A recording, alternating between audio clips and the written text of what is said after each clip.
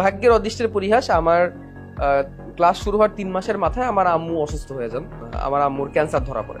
তো আমার আম্মু ক্যান্সার ধরা পড়ার কারণে আমার আম্মু তো জব করতেন, তো জব তো ওই সময় কন্টিনিউ করতে পারতেছিলেন না। এবং তোমরা অনেকেই জানো আমার তো মানে আমার বাবা মারা গিয়েছে অনেক ছোটবেলায়।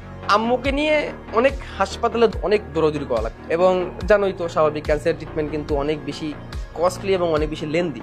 তো আম্মুর সার্জারি হইলো, কেমোথেরাপি দেওয়া হইলো, রেডিওথেরাপি দেওয়া হইলো, যেগুলো ক্যান্সারের ট্রিটমেন্টের প্রোটোকল। ততদিনে কলেজ মোটামুটি 6 মাস আগায় গেছে। আমি বুঝলাম যে আমার অবস্থা খুবই খারাপ।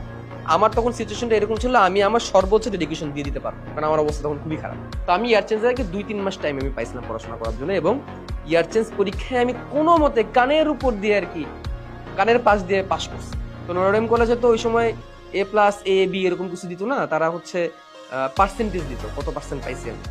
তাদের পার্সেন্টেজ অনুযায়ী আমি কত 41% না 42% পেয়ে আমি জাস্ট পাস করছি। নটরডেম কলেজে ওই সময় 40% পেয়ে পাস করালাম, আমি 41 না 42 পেয়ে কোনো মতে পাস করছি। দেন আমি ঠিক করলাম যে লাইফে এসপার ওসপার অনেক বেশি পড়াশোনা করতে হবে, অনেক বেশি পড়াশোনা করতে হবে। আর ততদিনে আমার আম্মুর রেগুলার যে ট্রিটমেন্টটা সেটা একটা রুটিন চেক আপের মধ্যে চলে আসে। তখন আর আম্মুকে অত বেশি দৌড়াদৌড়িও করা লাগতেছিল না, কারণ ট্রিটমেন্ট মোটামুটি শেষ পর্যায়ে ছিল আর কি। এবং তোমরা জানলে অবাক হবা, আমি আমার টেস্ট পরীক্ষায়, কলেজের টেস্ট পরীক্ষায় 72% নাম্বার পেয়ে আমি টেস্ট পরীক্ষা দিচ্ছিলাম, শেষ করছিলাম 72%, যেখানে আমি 42 পেয়ে কোনো মধ্যে পাস করি এর চেঞ্জে। টেস্ট পরীক্ষা আমি 72% মার্ক পেয়েছিলাম, এবং আমি এত বেশি কনফিডেন্স ছিলাম, কারণ টেস্ট পরীক্ষায় 72% মানে কি এ পাওয়া, এ গ্রেড। টেস্ট পরীক্ষায় জিপিএ 4 এর বেশি পাওয়া মানে হচ্ছে কলেজে মানে মেইন বোর্ড পরীক্ষায় ভালো মার্ক পাওয়া, এটা কারণ টেস্ট পরীক্ষা তো কঠিন প্রশ্ন করে।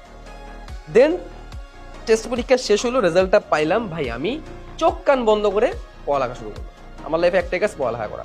এন্ড দেন ইন্টার পরীক্ষা দিলাম, এইচএসসি পরীক্ষা দিলাম। এইচএসসি পরীক্ষা দেওয়ার পরে আমার physics, chemistry, math, biology, ICT প্রত্যেকটা সাবজেক্টে মার্ক 90-র উপরে ছিল, প্রত্যেকটা সাবজেক্টে। এবং আরো একটা মজার জিনিস বলি, সব থেকে বেশি মার্ক ছিল হচ্ছে ম্যাথে।